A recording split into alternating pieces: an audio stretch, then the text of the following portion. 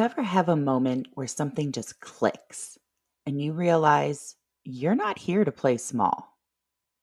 That's the energy we're bringing this season.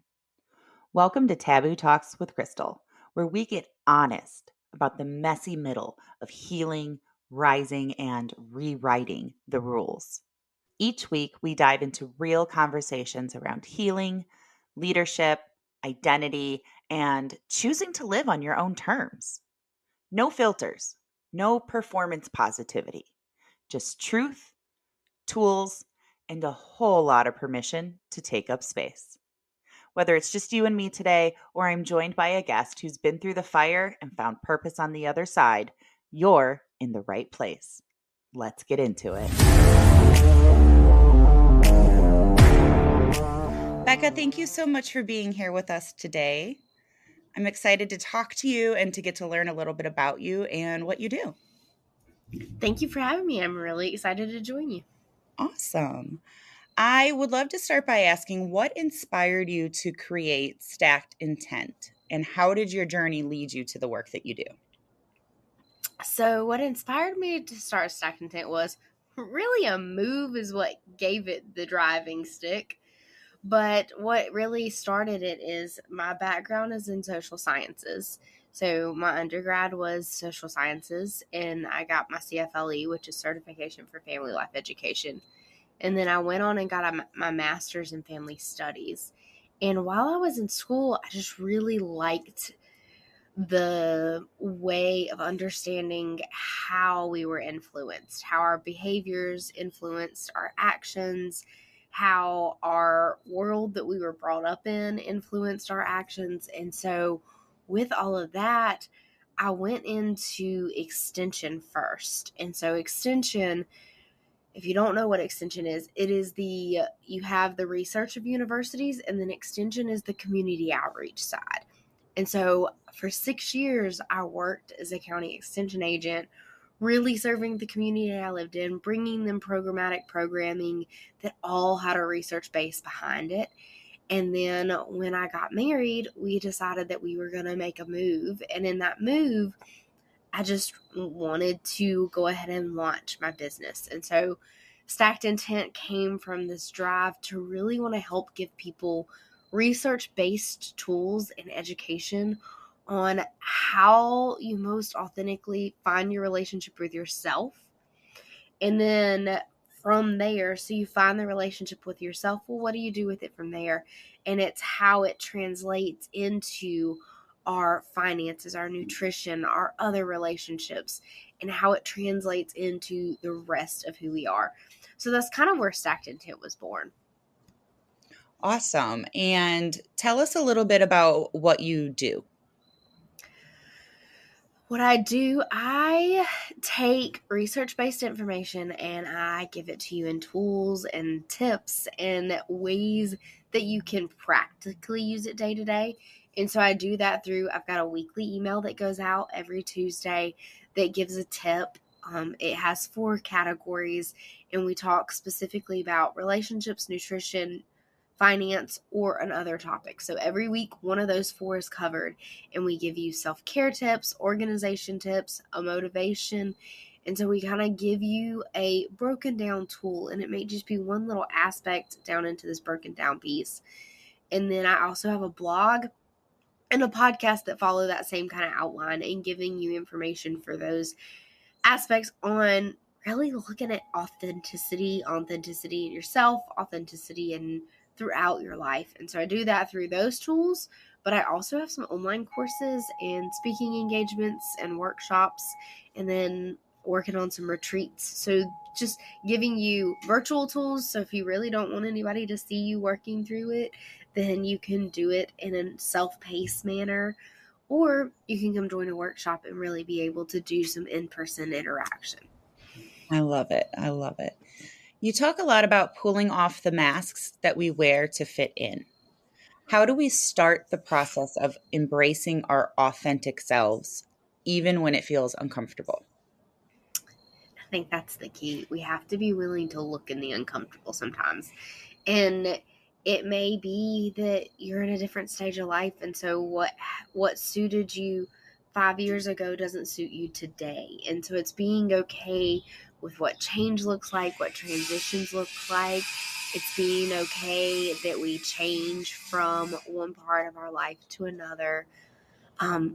It's really you have to start with yourself, because if you don't start with yourself, if you're not happy in your authenticity of who you are, you're not going to be happy anywhere else. And so I talk about pulling off a mask, because you can put a mask on even to yourself. And if you've got a mask onto yourself, you're definitely going to have one on for everybody else. And so I really look at understanding what makes you happy.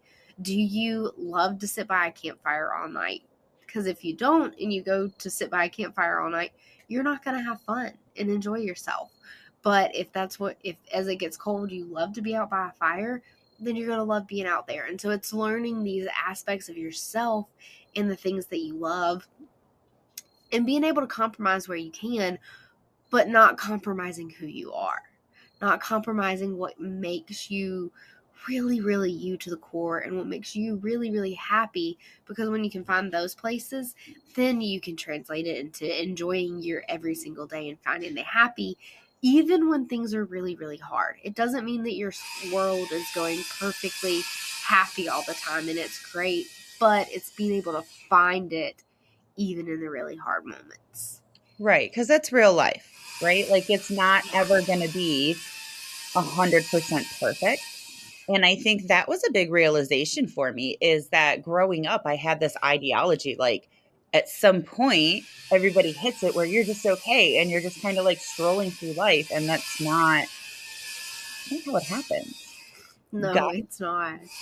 you got to be willing to adapt and flow and roll with the punches, especially on a day to day basis, right? So you talk about daily habits and how important they are for authenticity and self connection. What are a few practical habits that our listeners can start even today to start to strengthen their relationship with themselves? We're talking about daily habits. I would say the way you wake up. So, and I can give you a great example of this because I've had to figure it out recently. So, I'm a hard sleeper, but I'm not hard to wake up in the morning. And my husband likes to have a 100 decimal alarm clock, which, if you don't know what that sounds like, be grateful, because it is so loud in the morning. Well, I was finding out that it was waking me up and it was starting my day off really bad. Not that I wasn't getting up at the same time as him, but it was just going from a dead sleep to that being how I wake up did not work. And Right. so I now have an alarm clock that's like, the ones that like mimic the sunrise, because we're in a room that doesn't have windows. So I have one that like mimics the sunrise. So it like starts changing lights, and it's nice and soft and not very loud. And then by the time the little music goes off, which it's an ocean sound because that's what worked best for both of us, but I'm wide awake before the music even starts going off on it. And then 5 minutes later, his alarm clock goes off. And so I'm already awake. And so it's finding how helps in your daily habits. And so we just have two different alarm clocks so that I can wake myself up, he can wake himself up. But both of our mornings start off better because I'm not starting off with being woken up with this all of a sudden. It sounds like a fire alarm. It's very similar to being woken up by like a fire alarm. And it just wasn't good. So, what I would say in your daily habits is you got to find the ones that work for you. And they're not going to be the same that they work for everybody else. You've got to find what works in your day, in your stage of life, and be okay with having to reevaluate it. Because what my morning routine looks like now versus what it looked like 3 years ago, right before I got married, it's not the same.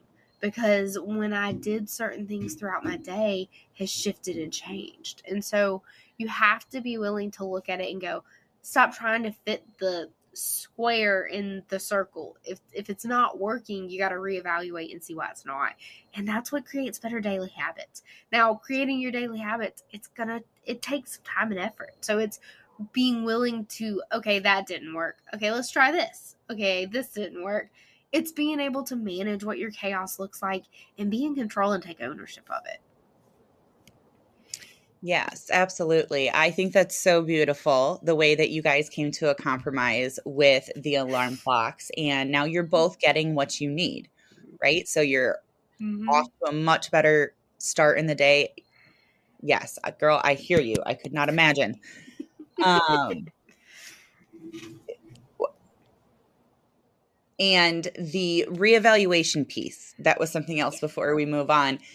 I think that's so important. And that's something that I talk about in my course as well. And a piece that I feel like a lot of people forget is that where you are now and what growth looks like for you now is going to change, right? And Mm-hmm. what Very much. the path that you're on now is going to shift. And you have to give yourself permission to make those shifts, especially if you're someone who is like hard and fast to, I mean, guilty, but I remember when I was like, nope, I've committed, I'm in, this is it. Even when I don't feel like it's right, you know what? I'm in, I'm committed, we're going to keep going.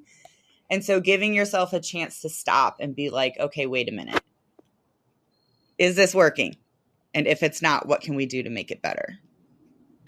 Yeah, it's very much being able to do that. And I think I remember doing that. So my mom homeschooled all of us, and I remember most days we had good days, but if there was a day that we were having a bad day, she would go, "Okay, let's pack everything up," and we'd leave the house and either go do school somewhere other than the house, or we would just, I remember one time we just went to a movie for the middle of the day and then we did school after that. And so it's being okay with finding, okay, let me reset because what I'm trying to do today is just not working at all.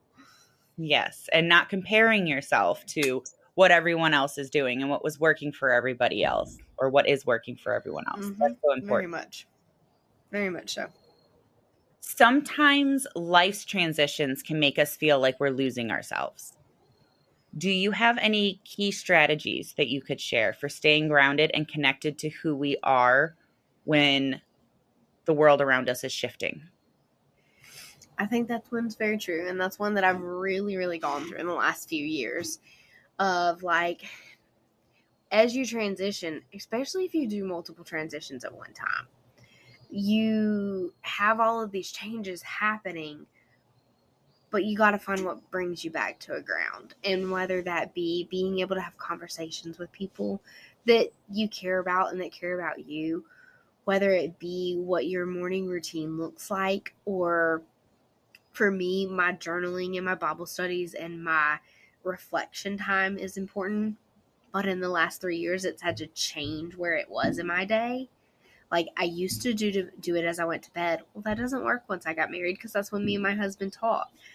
So now I do it after he leaves for work. So it's being able to take that piece and look at it and see, okay, I'm transitioning. It's changing. What I've done for 10 years doesn't work, but I still need that. So where can I transition it in a time? And so when you transition and you're trying to keep who you are, it's really just this aspect of being able to create a space to communicate. So finding in that transition, being able to communicate, it may be that you focus on what makes you important and unique in your world of, okay, I'm transitioning, but it's not losing the aspects of yourself, whether it be from a hobby or something you do as self-care or how you find your joy in your day.